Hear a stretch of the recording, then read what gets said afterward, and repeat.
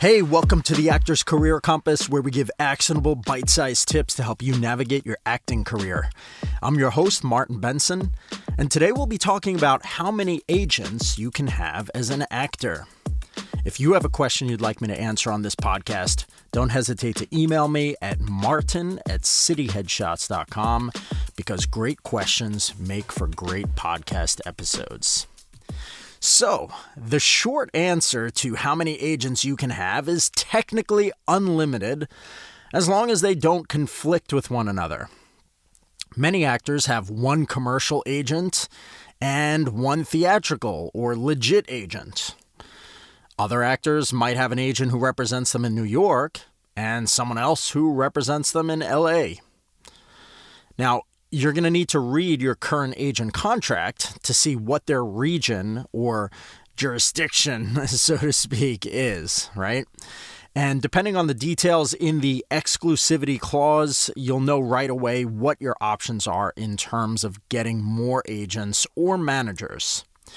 So I want to share two examples of real exclusivity agreements, just so you get an idea of what you might be looking at. Okay, so first one. This agreement grants the agent exclusive rights to represent the talent for commercial work within the greater Los Angeles area. The talent retains the right to seek and accept other types of work independently or through representation by other agents outside of the specified geographic area and work type.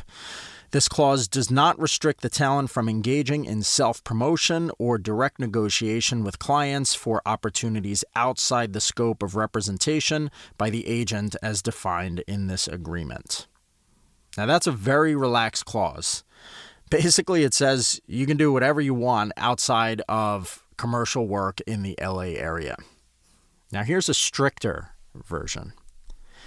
This agreement grants the agent the sole and exclusive right to represent the talent in all areas of employment and negotiation within the entertainment industry, including but not limited to television, film, theater, commercial, and voiceover work, both domestically and internationally.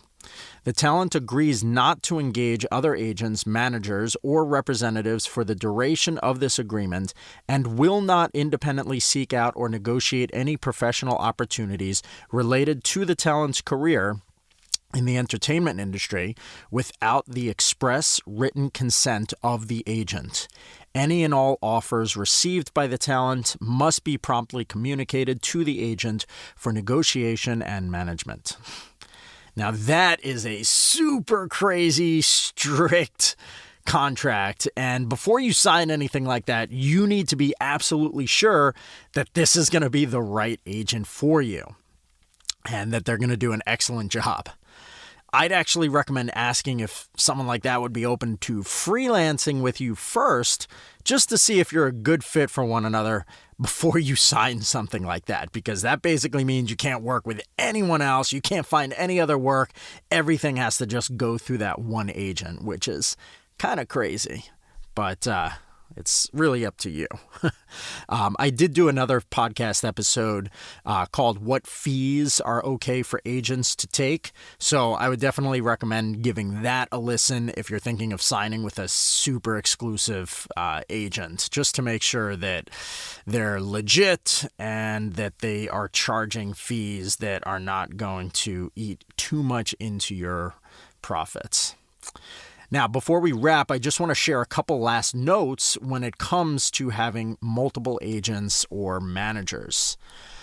Number one, you should do what you can, if possible, to introduce them to each other so that they can communicate and coordinate together, right? So you don't want to be double submitted for anything by accident. I mean, usually that shouldn't happen based on exclusivity agreements, but occasionally it does. And just generally, they can coordinate with each other to make sure that your career is moving forward in the way that you want it to. The second note here is just to remember that more is not necessarily better. I'd recommend focusing on just having one or two great agents rather than having lots of agents in all different areas, because it's definitely harder to manage and you might have to pay a lot of fees to all of them depending on the percentages that they take. Some managers in particular may take commission on all things you book, regardless of whether they found the job or it was you who found it on your own or like through a different one of your agents. So now, before we wrap today, let me briefly talk about my career coaching services for actors.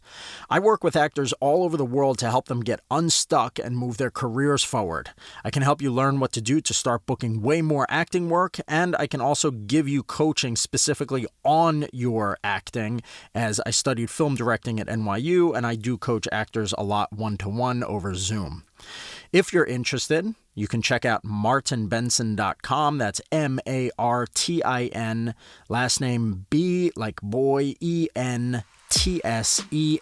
So martinbenson.com, and you can learn all about my coaching programs and sign up there. That's pretty much it for today, so thanks for listening. If you want more great tips like these, sign up for my newsletter. Every week I send out actionable bite-sized tips to help you grow your acting career and improve your technique. You can visit actorsuccesscoach.com and enter your name and email to stay up to date on the latest and best industry hacks and secrets.